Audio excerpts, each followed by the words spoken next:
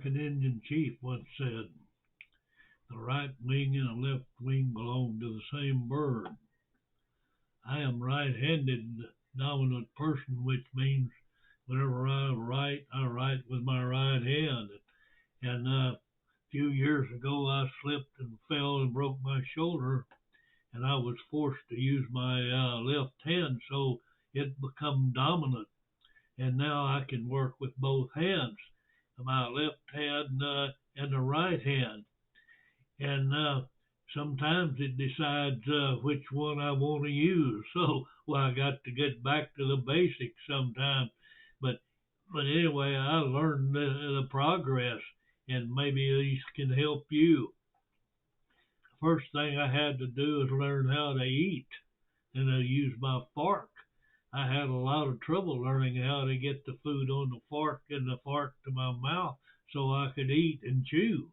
And I had to switch over to my left hand doing lots of things.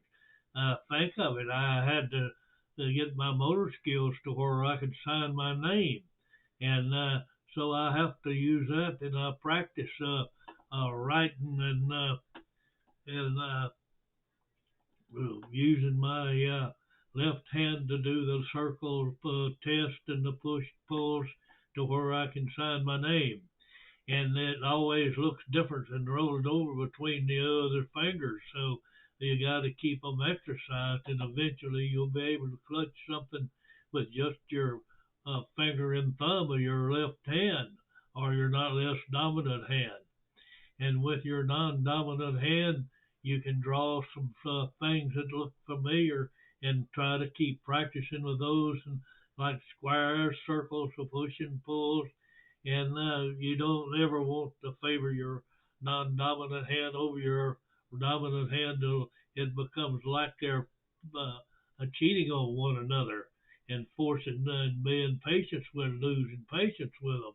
And that's the way it is to prevent that. I have to found one of the best ways to do that is to ensure that your dominant hand keeps its place and let it know to the world that it is the living soul that is dominant in the deal. But anyway, I got to keep it working.